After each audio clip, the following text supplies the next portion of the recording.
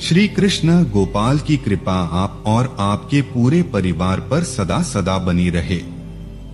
आज की वीडियो एक बहुत ही रिक्वेस्टिंग वीडियो है, क्योंकि बहुत समय से आप लोगों के प्रश्न आ रहे हैं कि मुख्य द्वार पर जल छिड़कने का सही समय क्या होता है और सही विधि क्या होती है।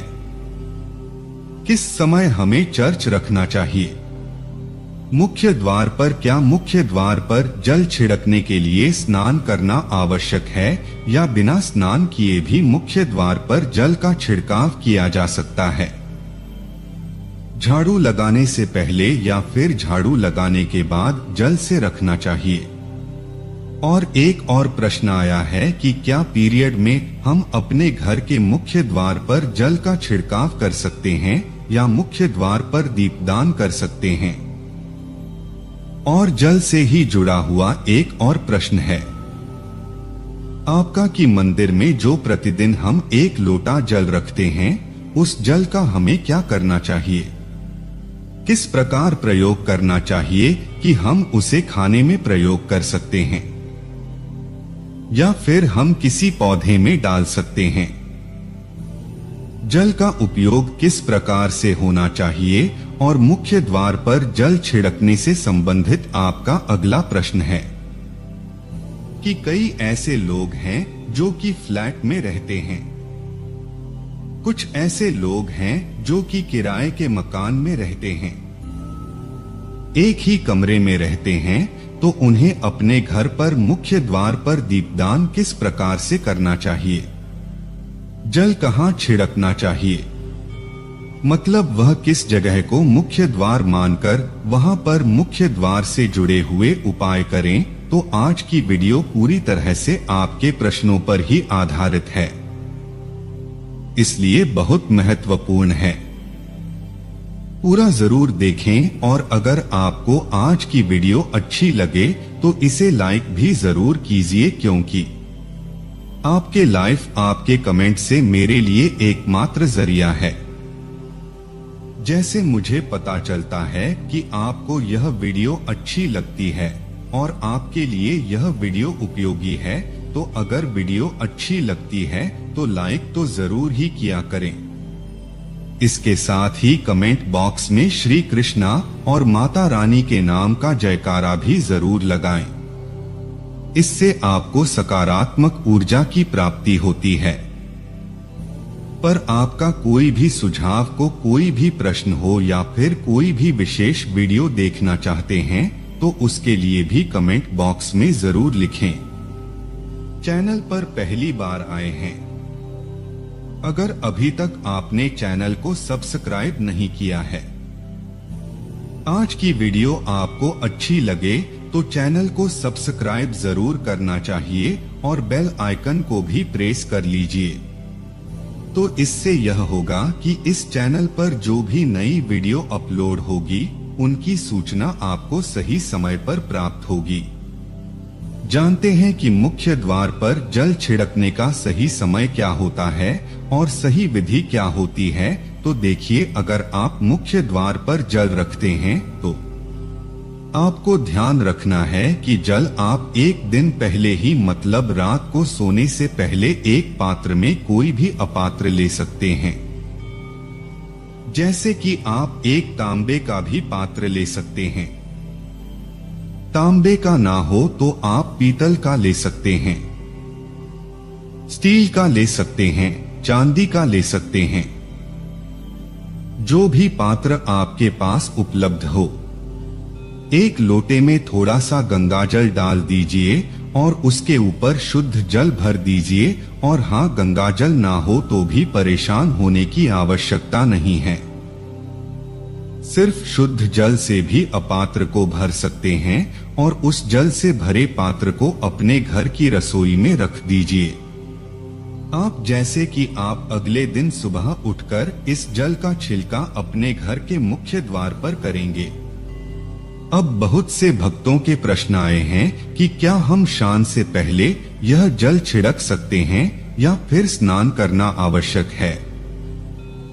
देखिए, मुख्य द्वार पर जो सुबह सवेरे सबसे पहले जल छिड़का जाता है, जैसे कि जो रसोई में रखा हुआ जल होता है, यह तरीके से उपाय के तौर पर किया जाता है।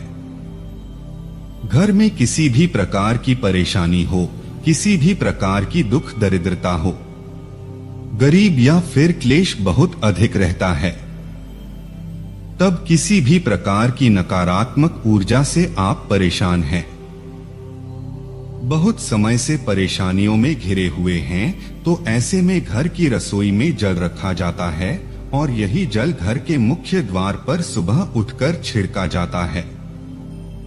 इस जल के छिड़काव से आपके घर की कोई भी परेशानी हो, बहुत शीघ्र समाप्त हो जाती है।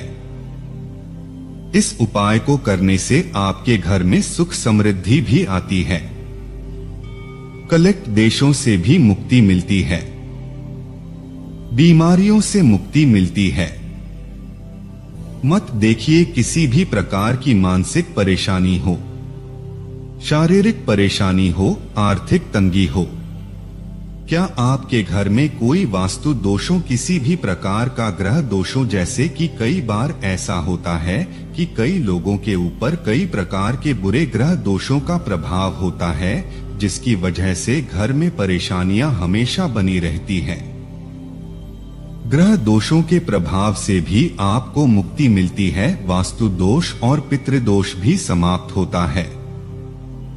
इसके साथ ही जैसे कि बहुत से लोगों के प्रश्न होते हैं कि उनके ऊपर किसी ने कुछ करा दिया है, उनके परिवार में किसी भी प्रकार की पहले कोई परेशानी नहीं थी, अभी कुछ समय से परेशानी और लगातार आती ही जा रही हैं और कोई रास्ता नहीं मिल रहा है।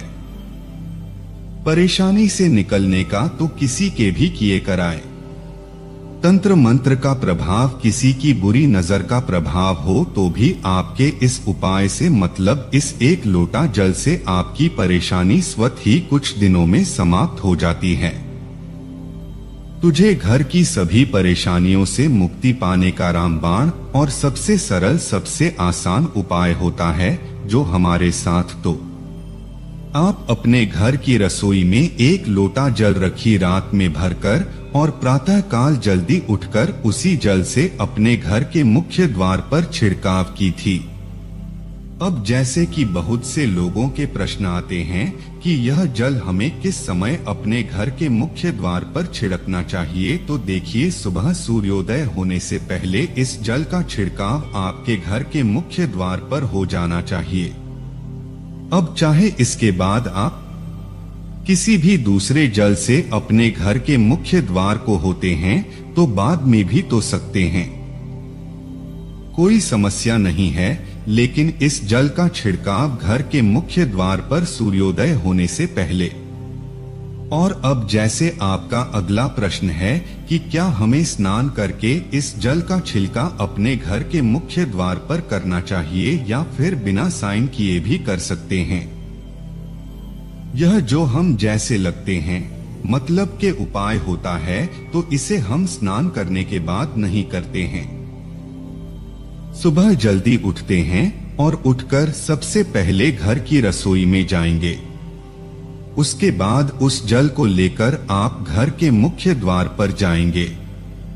मुख्य द्वार खोलकर, मतलब मेन गेट खोल दीजिए और उसके बाद मुख्य द्वार पर किसी जल का छींटा दीजिए, छिड़काव कर दीजिए और जल का छिड़काव करते समय अपने पितरों का ध्यान कीजिए, माँ लक्ष्मी का ध्यान कीजिए, क्योंकि कहा जाता है कि सुबह सुबह महालक्ष्मी प्रत्येक द्वार पर आती है, सबके द्वार पर आती हैं, जिनके भी द्वार खुले होते हैं, जिनके घर में जल का छिड़काव मुख्य द्वार पर हुआ रहता है, उसके घर में वह प्रवेश कर जाती हैं। तो माँ लक्ष्मी का अपने मन में ध्यान कीजिए और एक तरह से प्रार्थना की है, माँ लक्ष्मी आप मेरे घर में प्रवेश करें, मैं आपका स्वागत करने के लिए तैयार हूँ। और इसके बाद अपने पितरों का ध्यान कीजिए, क्योंकि हमारे घर की जो दहलीज होती है वहीं पर पितरों का वास माना जाता है। दहलीज पर जल के छींटे देते हैं तो आपके मित्र बहुत तृप्त हो जाते हैं, प्रसन्न हो जाते हैं और उनका आशीर्वाद भी आपको प्राप्त होता है। तो सुबह जवाब जल्दी करेंगे। इसके लिए स्नान करने की आवश्यकता नहीं है, बिना स्नान किए भी कर सकते हैं। और अब आपका अगला प्रश्न है, क्या झाड़ू लगाने के बाद हमें जल का छिड़काव करना चाहिए या फिर झाड़ू लगाने से पहले भी जल का छिड़काव कर सकते हैं? तो देखिए, जैसा मेरे आपको पहले ही बताया, सो कर उठने के बाद सबसे पहला कार्य जो आपको करना है वह जल का छिड़काव ही करना है। उसके बाद आप झाड़ू लगा सकते हैं। लेकिन एक चीज का ध्यान रखिए, जब हम सोकर उठे हैं तो सबसे पहले बिस्तर पर बैठे हुए हैं। अपने दोनों हथेलियों को जोड़कर, दोनों तीनों को सामने से जोड़कर पूरी हथेली को देखा जाता है। उसमें मां लक्ष्मी का ध्यान किया जाता है।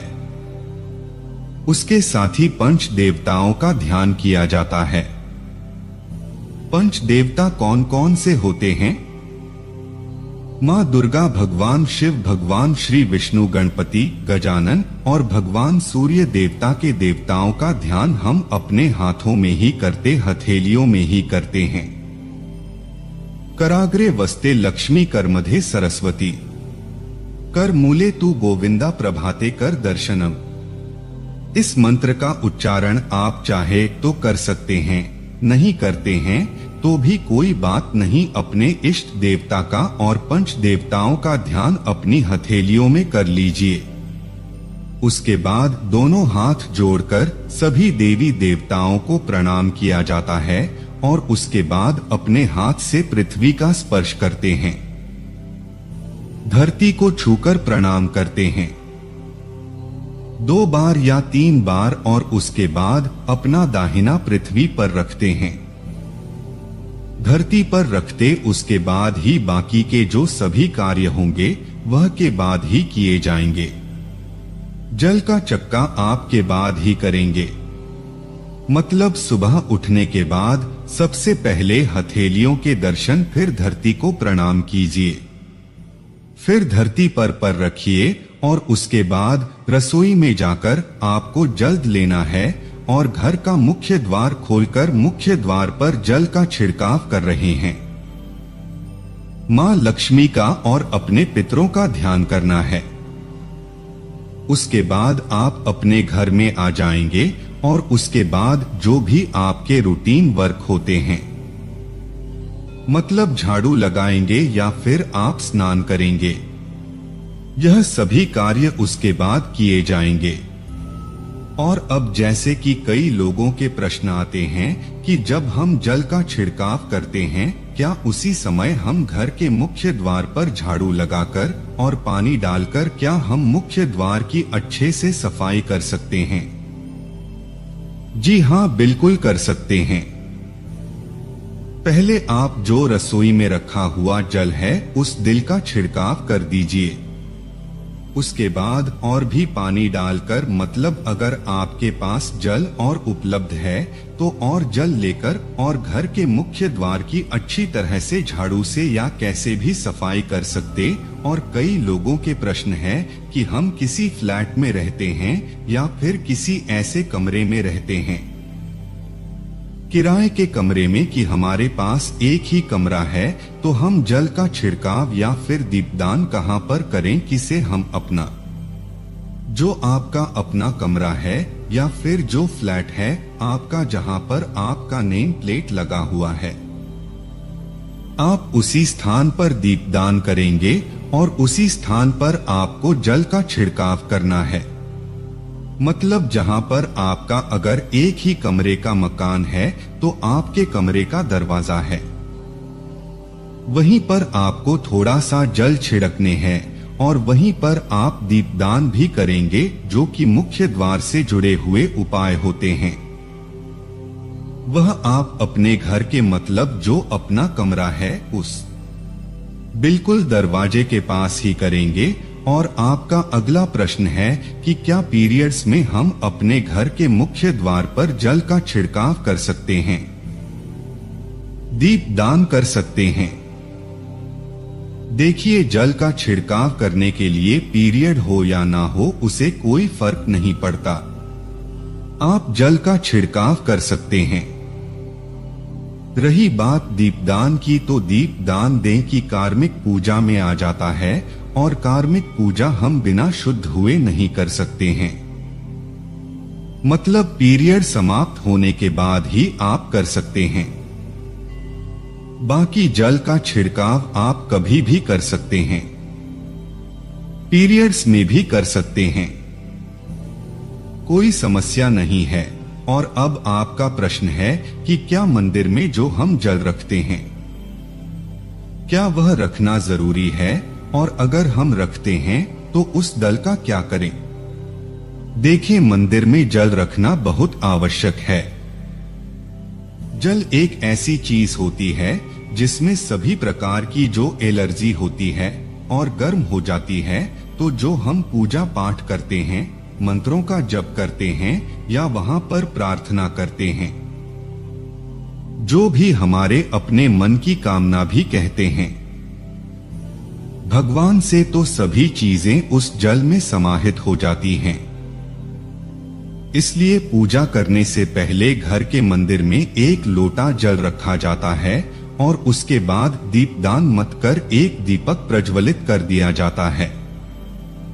अग्नि और जल का एक तरह से बैलेंस भी हो जाता है और इसलिए शास्त्रों के अनुसार घर के मंदिर में एक लोटा जल भी हमेशा होना चाहिए और दीपक जी प्रज्वलित करना चाहिए। तो अब इस जल का करना क्या।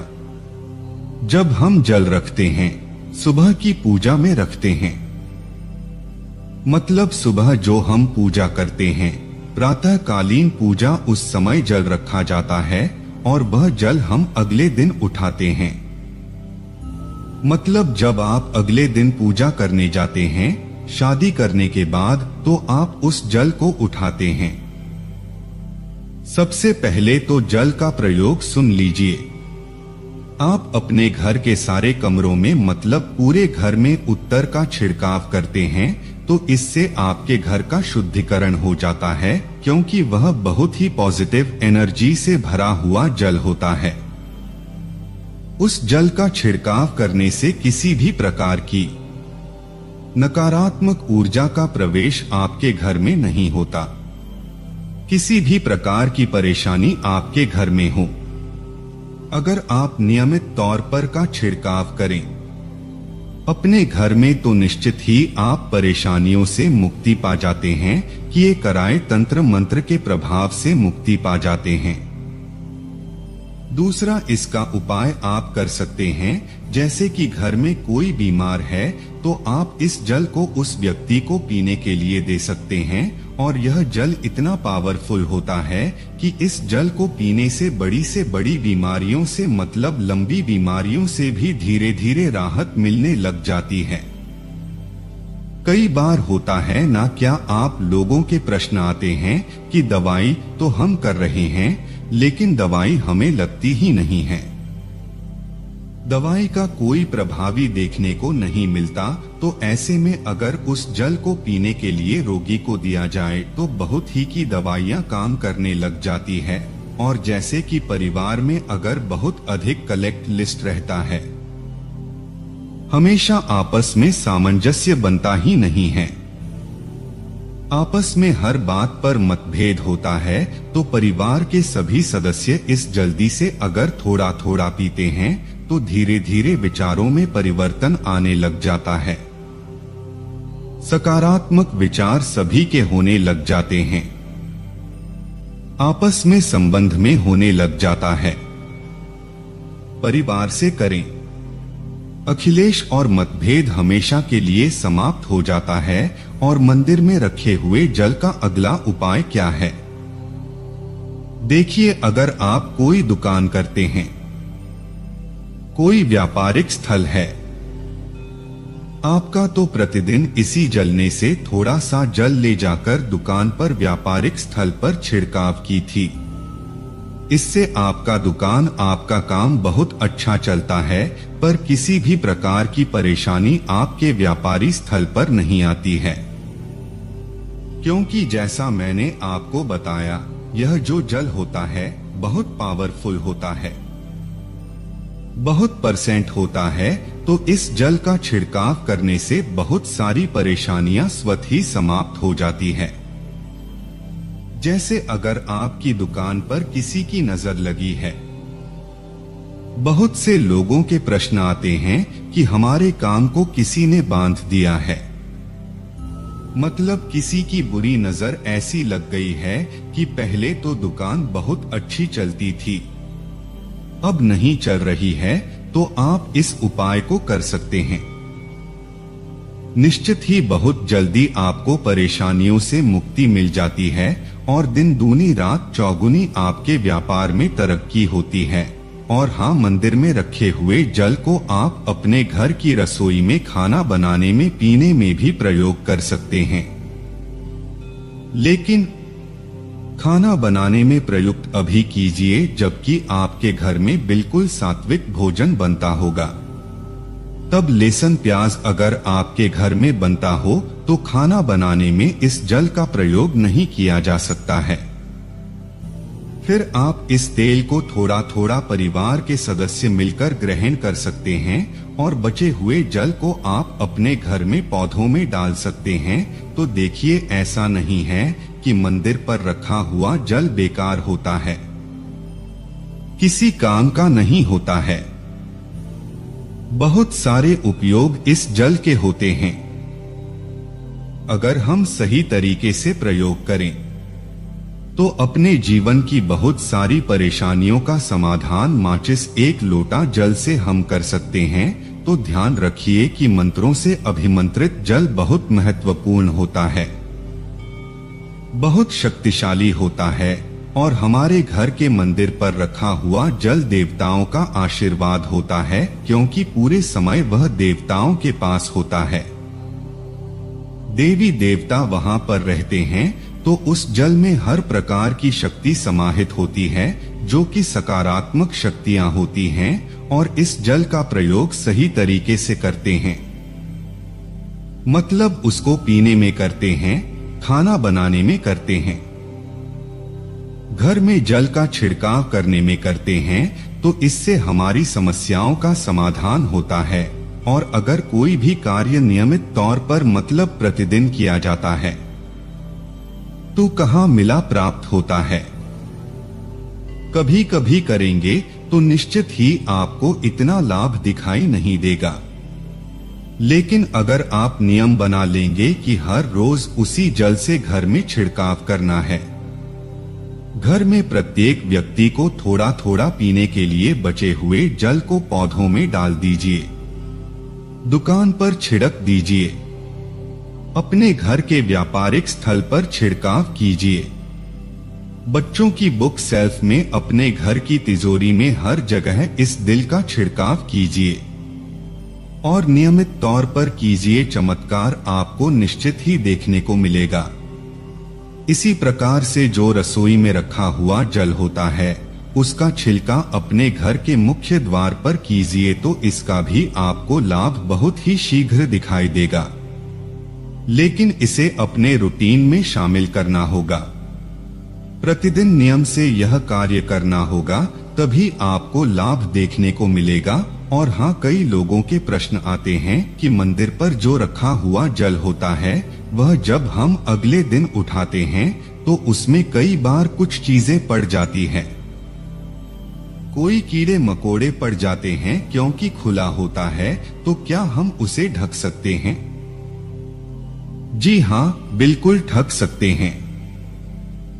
जब आप पूजा करते हैं सुबह के समय, तो जब तक पूजा कर रहे हैं, जब तक मंत्रोच्चारण कर रहे हैं, तब तक खुला रखिए और उसके बाद जैसे कि आप पूजा पर से उठते हैं तो उससे पहले जल को किसी भी प्लेट से या कटोरी से ढक दीजिए। फिर जब आप अगले दिन उस जल को उठाएंगे तो बिल्कुल शुद्ध और साफ सुथरा जल आपको मिलेगा और उस जल का प्रयोग आप अपनी किसी भी कार्य में कर सकते हैं। तो दोस्तों, उम्मीद करता हूं कि आपके सभी प्रश्नों के उत्तर इस वीडियो में मिल गए होंगे। इसके अलावा कि अगर आपका कोई प्रश्न हो तो कमेंट बॉक्स में लिख सकते हैं।